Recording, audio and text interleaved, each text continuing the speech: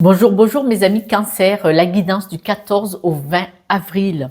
Cette semaine, on vous parle de patience, on voit que vous avez besoin de changement. La patience, c'est dans le temps, c'est-à-dire prenez du temps avec des personnes de votre environnement. On voit que, alors,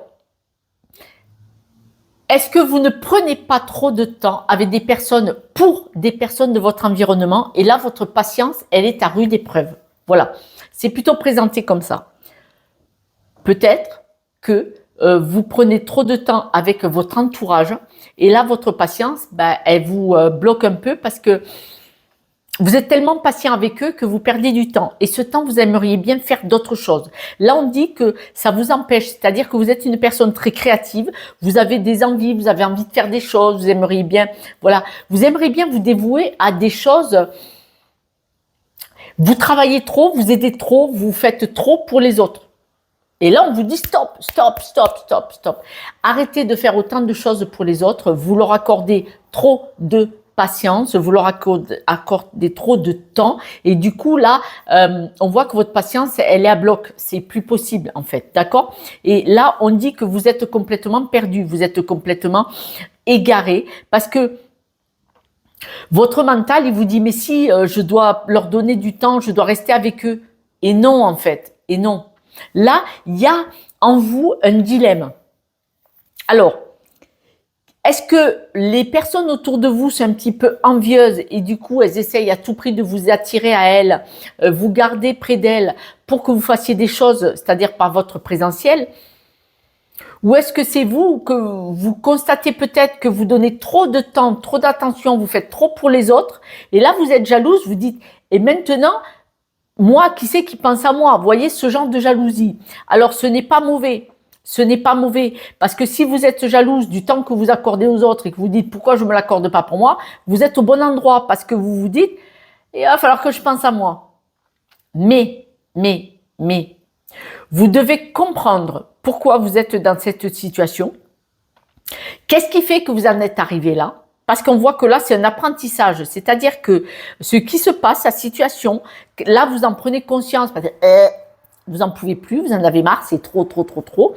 Et du coup, vous êtes en train de rentrer dans un apprentissage, un mode de compréhension de comment ça se fait. Il y a bien une raison pour que je donne temps aux autres et que moi, je n'ai pas de temps pour moi. Moi, je n'ai pas le temps de peindre ma maison et je vais la peindre chez les autres. Je n'ai pas le temps de tondre le gazon chez moi, mais je vais le tondre chez les autres. On est bien d'accord qu'il y a un souci.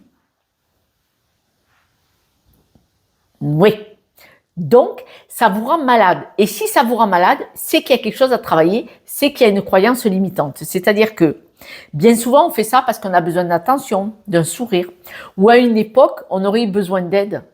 Et maintenant, par répercussion, on le fait aux autres. Seulement, quand on tombe dans le trop, il y a problème aussi. Parce qu'on peut tomber par inversement dans le trop de l'autre côté. Il faut trouver le juste milieu. C'est pas toujours évident quand on soigne des blessures anciennes. Il y a toujours une raison pour être dans le trop comme ça. Il y a une raison.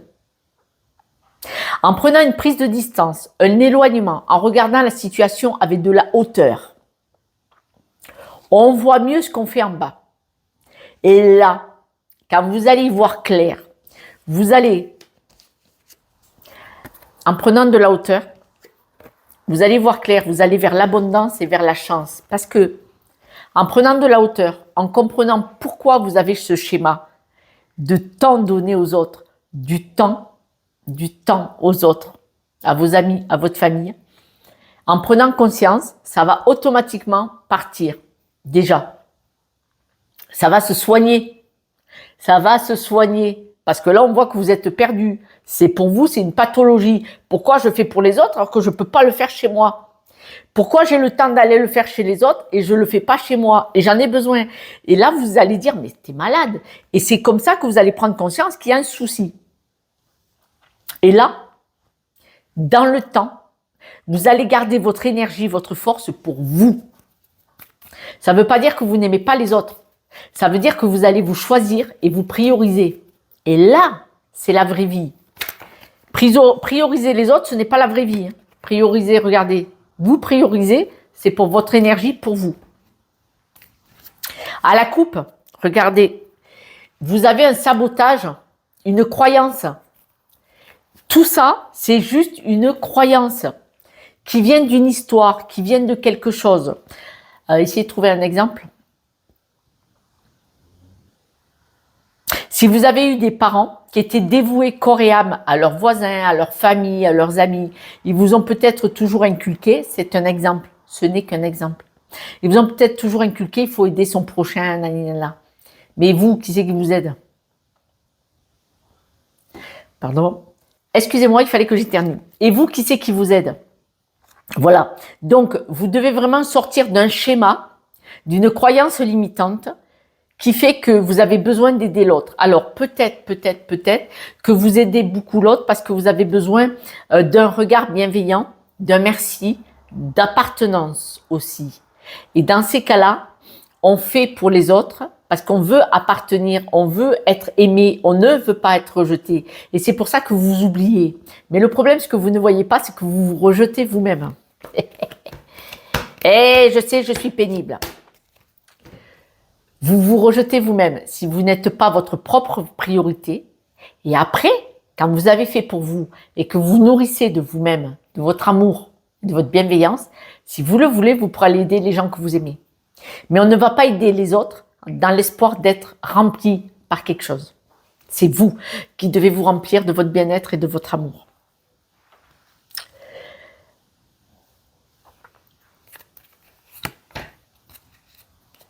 Vous allez changer de mode de fonctionnement. On voit que vous allez vous aligner avec vous-même et vous allez changer de mode de fonctionnement. Donc, c'est génial. C'est tout simplement génial.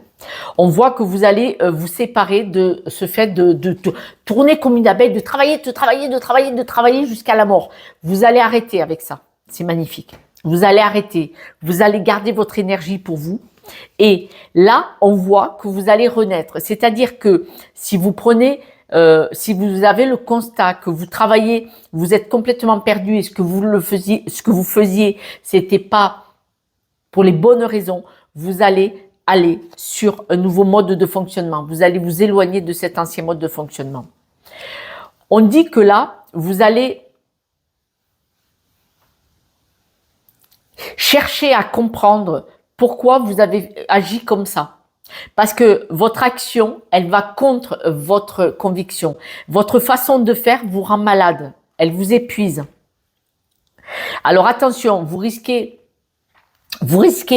en arrêtant de fonctionner comme ça, vous risquez d'avoir les personnes avec qui vous étiez toujours disponible, qui vont très mal réagir verbalement. Et là, vous allez vous apercevoir que ces personnes-là ne vous aimaient pas. Elles se servaient de vous. Je répète. Quand vous allez changer de mode de fonctionnement, que vous allez être beaucoup moins disponible pour des personnes, pour tout faire à leur place, vous allez apprendre une belle leçon de vie. Il pourrait y avoir des personnes autour de vous qui vous parlent pas gentiment, mais tu me laisses tomber, mais tu m'abandonnes, mais pourquoi? Voilà. Et là, vous allez voir clair dans ces personnes. Observez. Observez. Et là, vous allez penser à cette croyance limitante. Ah ouais, hein? Vous leur devez rien en fait. Alors, 2 fois le trèfle à 4 feuilles, l'abondance, du moment que vous prenez une prise de distance, mais une chance de fada qui va rentrer dans votre vie parce que vous allez être aligné avec vous-même. Quand vous êtes aligné avec vous-même, il y a tout qui vous tombe dessus en positif. C'est génial. On voit vraiment que vous allez prendre beaucoup de temps pour récupérer votre force, votre leadership, et vous allez vous nourrir de ce nouvel apprentissage et ça me retombe. Vous allez rayonner, vous allez avoir vraiment une belle stabilité, vous allez vous ancrer et vous allez avoir un peu ce multifacette qui va revenir, mais pour vous, dans votre âme, pour vous. C'est magnifique, mes amis Cancer. Mes amis, je vous le redis, si vous voulez une guidance avec moi pour aller chercher ces blocages inconscients, ces schémas-là, ce mode de fonctionnement, en 1h15, 1h30, on va voir avec une seule guidance, je le trouve Je vous l'explique. Vous allez voir, ça va vous parler, ça va, comme si vous allumiez la lumière dans la prison. Et en prenant conscience, déjà, vous avez fait la moitié du chemin. C'est facile. Mais il faut avoir envie. Si ça ne vient pas de vous, personne ne peut vous aider. Il faut que vous ayez envie de changer les choses en vous. Quelques breloques pour la route?